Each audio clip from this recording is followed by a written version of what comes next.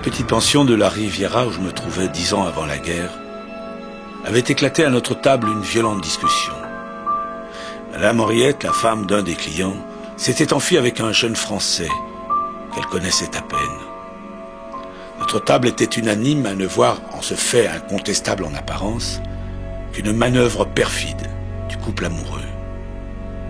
Seule, l'Écossaise, Mrs. C semblait témoigner une sympathie toute particulière à cette créature sans moralité.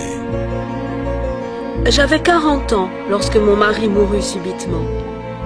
Il avait rapporté de ses années passées sous les tropiques une maladie du foie. Je le perdis au bout de 2 atroces semaines. Mon fils aîné avait déjà commencé sa carrière, le plus jeune était au collège. Ainsi, du jour au lendemain, j'étais devenue complètement seule. Et cette solitude était pour moi, habituée à une communauté affectueuse, un tourment terrible.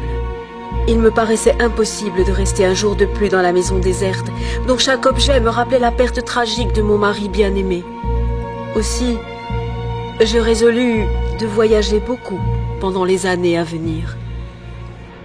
Et c'est là que commencèrent ces 24 heures, qui furent plus émouvantes que tout le jeu du monde et qui bouleversèrent mon destin pour des années.